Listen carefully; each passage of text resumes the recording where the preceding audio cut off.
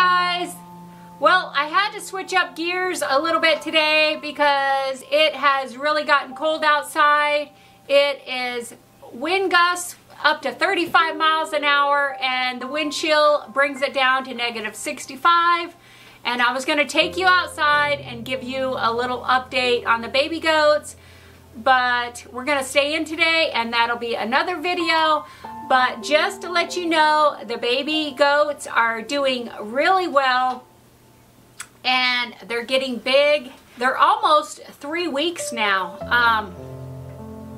but they're doing really well. So before we move on to part 2, I'm going to touch on a little subject that really should be concerning for everyone, not only in the United States, but throughout the world. We are all having a food shortage, but there is starvation going on, and it is only going to get worse.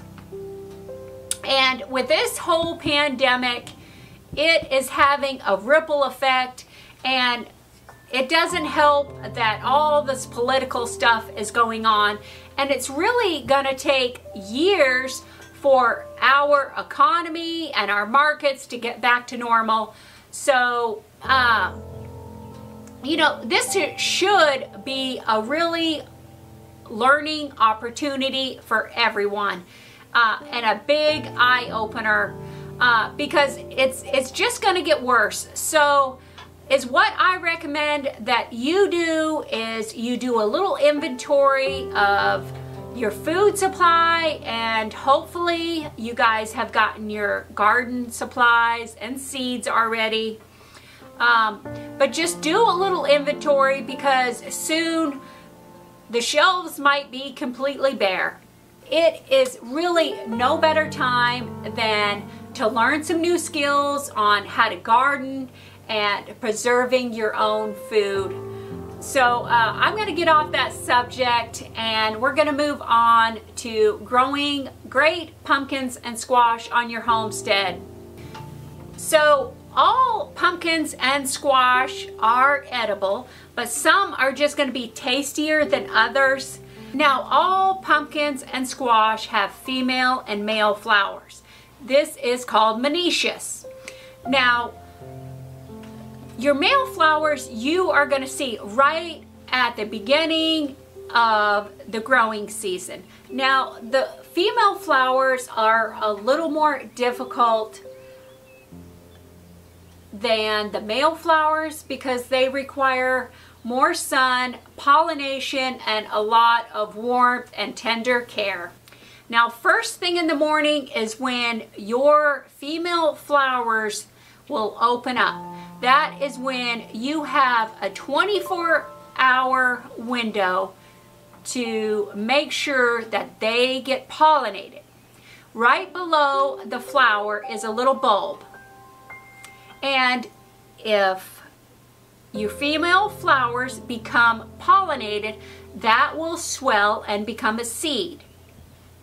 And if everything works out okay, it will grow into a pumpkin.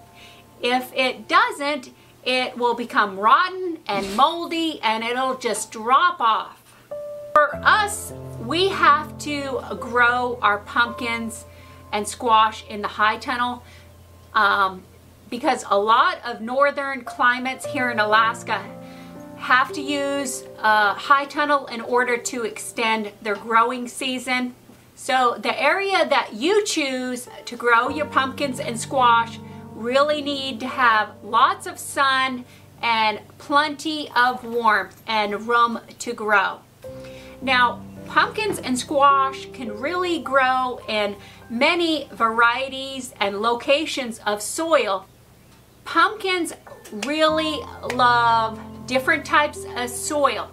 They love organic, rich, organic soil. Now, is what I do is I will till in the beginning of the season. I will till in manure, worm castings, and occasionally I will bring my goat manure in there, and I will put my chickens and turkeys in there, so they also put the manure in there.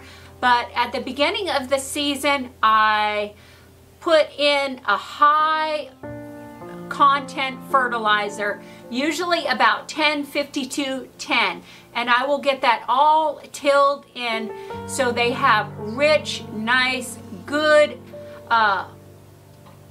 soil. Now, pumpkins do not like acidic soil. They like it loose.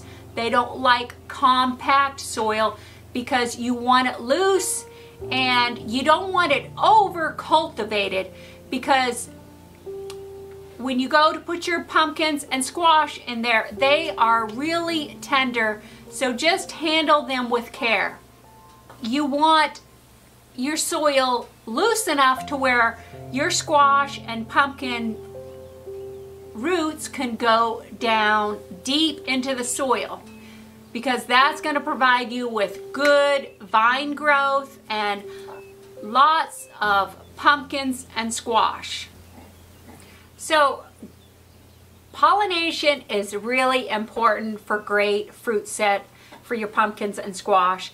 And you want to make sure that you are getting good pollination into your high tunnel, because that is really required for great fruit set. Now, I will roll up the sides on my high tunnel. That way I can have the bees come in and help me pollinate. Now, you don't want to put your bees inside the high tunnel, because bees actually get really confused by the plastic and they have problems finding their way out of the high tunnel, even though the sides are up. So you just might have to hand pollinate. And if you grow in a high tunnel, you might have some problems, because you might have to tiptoe because it could get pretty tight in there. But I try to let Mother Nature take care of most of that, because we are super busy on our homestead. And anyways, that is going to wrap it up for part 2, and I really hope you guys enjoyed this video and it was informative. And don't forget to subscribe. Bye now.